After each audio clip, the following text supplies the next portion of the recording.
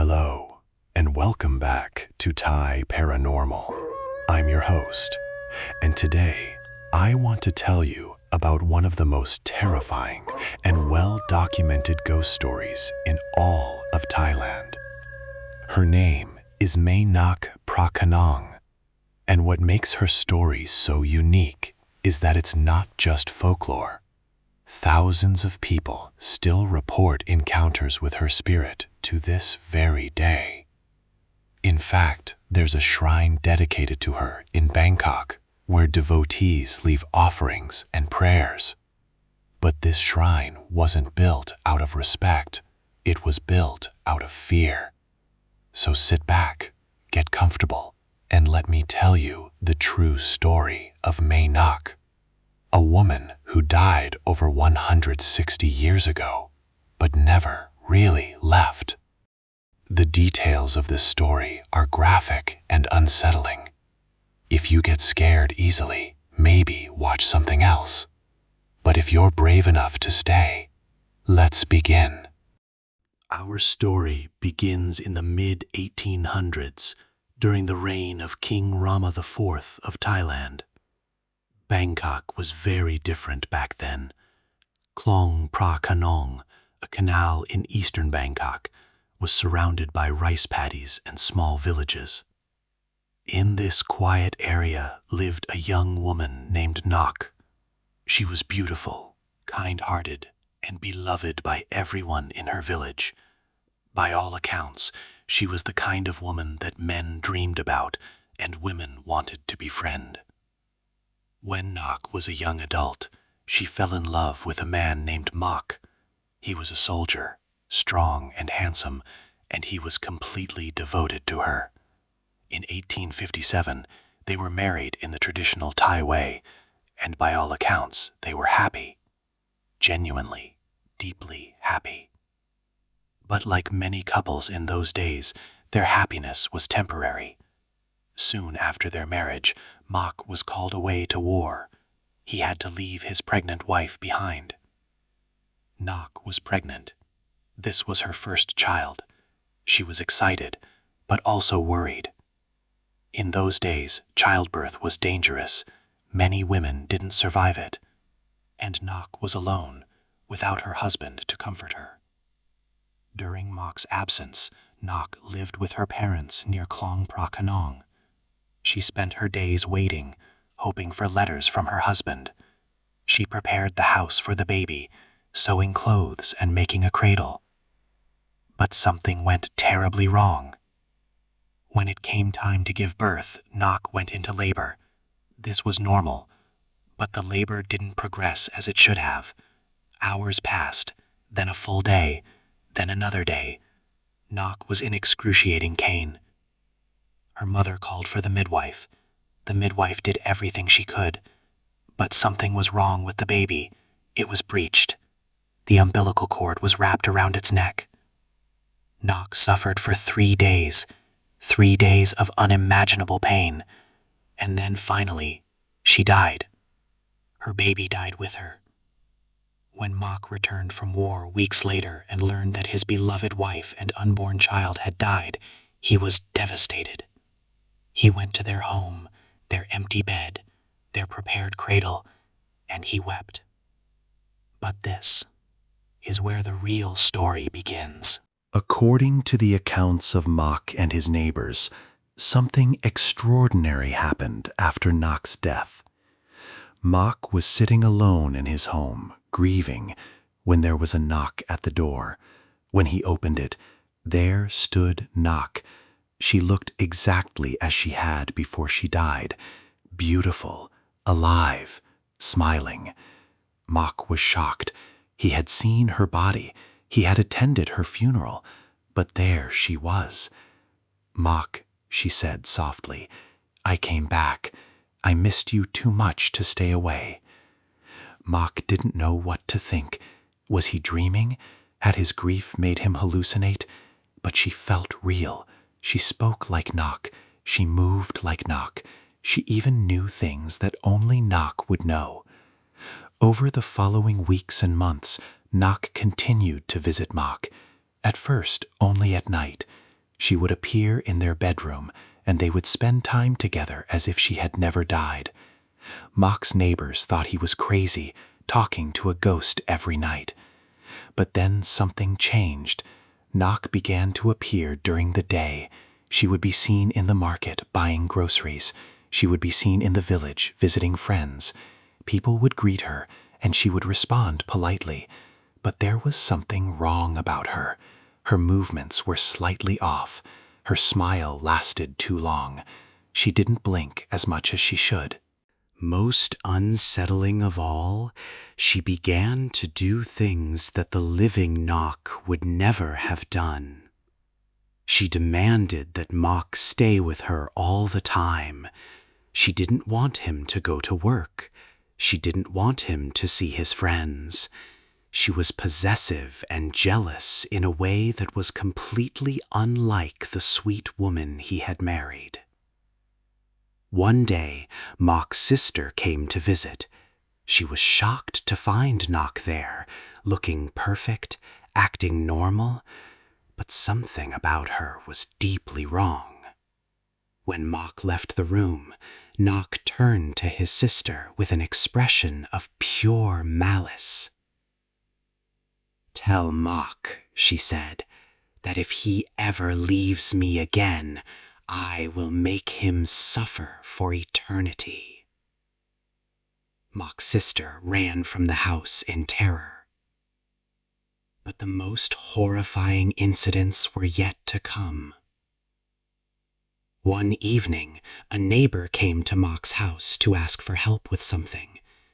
As Mak was talking to the neighbor at the door, Nak appeared behind him, but this time she was different. Her body was twisted and contorted. Her neck was bent at an impossible angle. Her mouth was open, revealing teeth that seemed too large for her face. The neighbor fainted in terror. Other visitors reported similar incidents. One man said that when he looked through the window of Mak's house, he saw Nak's body in two pieces, her upper body on the bed, her lower body standing across the room. Both parts were moving independently. Both were smiling at him. Word spread through the village. The ghost of Nak was becoming increasingly violent, increasingly inhuman. The woman who had been kind and gentle in life was becoming something else, something dark. Mak's family became increasingly concerned. Mak himself seemed to be wasting away. He was pale, thin, and distant. He barely slept. He barely ate. He was trapped in a relationship with something that looked like his wife, but was clearly not his wife. Eventually, Mak's family reached out to the local Buddhist monks. They explained the situation to the head monk of the nearby temple and asked for help. The monks were skeptical at first. In Buddhism, ghosts are real, but they're not supposed to be able to interact with the living in such a direct way. Something about this situation was unusual. It violated the natural order of things. But when the monks went to visit Mak's home, they felt it immediately. The spiritual presence there was overwhelming. It was angry. It was desperate. It was hungry. The monks told Mak that his wife's spirit was trapped between worlds. She had died unexpectedly, in trauma and pain, and she couldn't let go.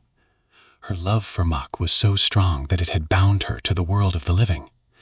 But that love had twisted into obsession, into possession. The monks began a series of Buddhist rituals to help Nak's spirit find peace. They chanted prayers. They made offerings. They created a spirit trap, a special container designed to hold a wandering spirit. But Nak's spirit was too strong. The rituals that would work on ordinary ghosts were ineffective. Nak continued to appear, continued to terrorize Mak, continued to appear in the village. Finally, after weeks of spiritual struggle, the monks managed to do something extraordinary. They didn't just trap her spirit or exorcise it. They made a deal with her. They told Nak that if she agreed to be contained, if she agreed to stop haunting Mak and the village, they would build a shrine for her. Not a tomb, not a place of worship for demons, but a shrine where people could come and offer her respect, where they could leave food and flowers and incense, where her memory could live on. In exchange, Nak would have to let Mak go. Nak's spirit considered this for a long time. Finally, she agreed. The monks built a small shrine near Khlong Phra Khanong, on the canal where she had died. For the first time in months, Mak was free. Now, here's where it gets interesting. The shrine that the monks built still exists today.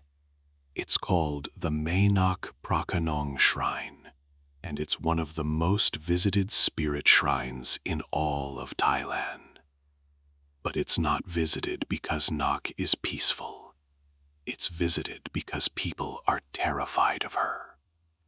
Thousands of people come to the shrine every year to leave offerings, not as a form of worship, but as a form of appeasement. They bring flowers, incense, and food. They pray to Nak, asking her not to haunt them, not to harm them. There's a widespread belief in Bangkok that if you don't show respect to Mae Nak, if you don't make offerings at her shrine or acknowledge her presence, she will come to you, she will haunt you, she will torment you. And the testimonies suggest that people believe this for a reason. Throughout the 150-plus years since Nak's death, there have been countless reports of paranormal encounters near Khlong Phra Khanong. People have reported seeing a beautiful woman in a white dress standing by the canal at night. People have reported hearing whispers calling their names. Drivers have reported seeing a woman standing in the middle of the road, causing them to swerve and crash. Then, when they stop to check on her, she vanishes. One of the most famous modern cases involves a businessman who lived near the canal. According to his account, he woke up in the middle of the night to find a woman sitting on the edge of his bed. When he turned on the light, she was gone, but the indent in the mattress remained.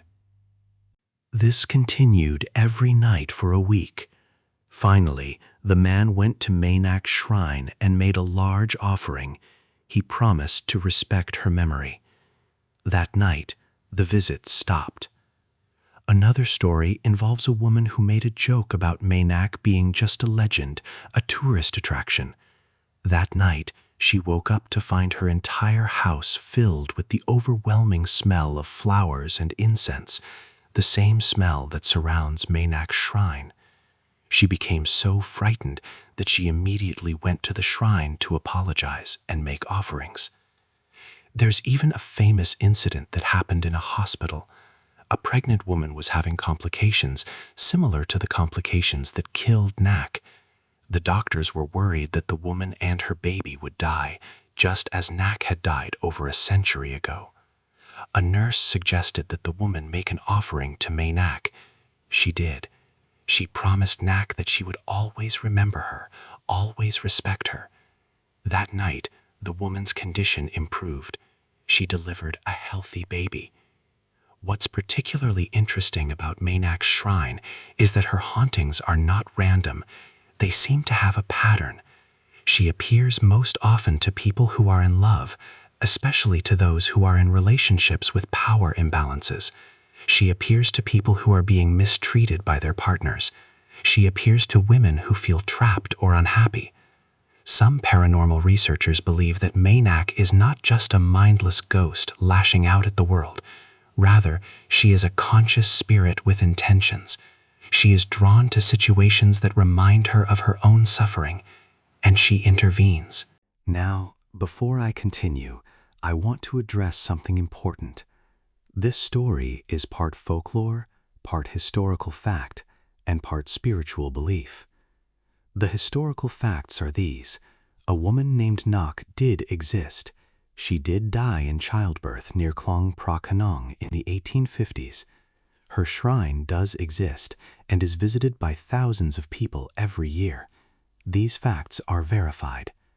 The folklore elements are the nature of her haunting, the specific incidents, and the supernatural nature of her appearances. These have been passed down through oral traditions and documented in Thai spiritual texts. But here's what's important. In Thai culture, these things are not considered fiction, they are considered history. The line between what we in the West call real and supernatural is much thinner in Thailand. Buddhist monks who are highly educated and not prone to making things up have documented encounters with Mae Nak spirit. Police reports from the 1900s describe paranormal incidents near Khlong Phra Khanong. Newspaper articles from the 1960s describe crashes and accidents near the canal attributed to the appearance of a mysterious woman in white. What's undeniable is that something is happening near Khlong Phra Khanong. Whether it's a literal ghost, a mass hallucination, a psychological phenomenon, or something else entirely, people believe they are experiencing Mae Nak's presence. And in many cases, that belief has very real consequences. Let me tell you about a modern encounter that happened just a few years ago. A woman named Porn, which means blessing in Thai, moved into an apartment near Khlong Phra Khanong. She was a young, successful businesswoman. She was skeptical of ghost stories. She thought all the talk about Mae Nak was just superstition and tourist nonsense. She didn't visit the shrine. She didn't make offerings. She went about her life normally. Then, one night, she had a vivid dream. In the dream, a woman appeared to her. The woman was beautiful, but her expression was sad and angry at the same time. "Why don't you respect me?" the woman asked. "Everyone knows my name, everyone knows my shrine, but you ignore me." Porn woke up in a cold sweat. She tried to dismiss it as just a dream, but the dream felt so real, so visceral, that she couldn't shake it. The next night, the dreams continued, but this time they were different. In this dream, the woman didn't speak. She just watched Porn. She watched her sleep. She watched her move through the dream world. And occasionally, she would smile. A smile that didn't reach her eyes. Porn's sleep became worse and worse. She started seeing things when she was awake. Shadows in her peripheral vision. The sound of a woman's voice whispering her name. She started to lose weight. She became pale and anxious. After 2 weeks of this, she finally went to Mae Nak's shrine. She made a large offering. She lit incense. She prayed. That night, she had a dream. In the dream, the woman appeared again. But this time, she looked different, calmer, less angry. "Thank you," the woman said. "I just wanted to be remembered." Porn never had the disturbing dreams again. Another modern case involves a taxi driver who worked near Khlong Phra Khanong. He reported that on several occasions he picked up a woman in a white dress who asked to be taken to the canal. When he arrived at the location, he would turn around to ask for payment, and the woman would be gone. The seat would be empty. This happened at least 3 times. After the 3rd time, the taxi driver started making offerings at Mae Nak's shrine. After that, the mysterious passenger never appeared in his taxi again. What's striking about these modern encounters is that they follow a consistent pattern. Someone disrespects or ignores Mae Nak. They experience disturbing phenomena. They acknowledge Mae Nak and make offerings. The phenomena stop. It's almost as if Mae Nak is not just a mindless ghost, but a conscious entity with a specific goal: to be remembered and respected. So what's really happening here? Is Mae Nak a literal ghost? A psychological phenomenon? A cultural belief that has become so powerful that it manifests as reality? From a Western scientific perspective, there's no such thing as ghosts. There's no mechanism in physics that would allow consciousness to exist after death. Hauntings can be explained by infrasound, low-frequency vibrations that cause unease and hallucinations. They can be explained by carbon monoxide poisoning, which causes hallucinations. They can be explained by sleep paralysis and hypnagogic hallucinations. In other words, from a Western skeptical perspective, Mae Nak is not real. She's a cultural myth. But from a Thai Buddhist perspective, things are very different. In Buddhism, there is no concept of a permanent soul or afterlife in the Western sense, but there is the concept of consciousness and rebirth. When someone dies unexpectedly, in trauma, with unfinished business, their consciousness can become trapped. They exist in a state between death and rebirth, unable to move on. This is what Mae Nak is. She's a consciousness trapped between states. She's not evil. She's not a demon. She's simply a confused, grieving woman who cannot let go.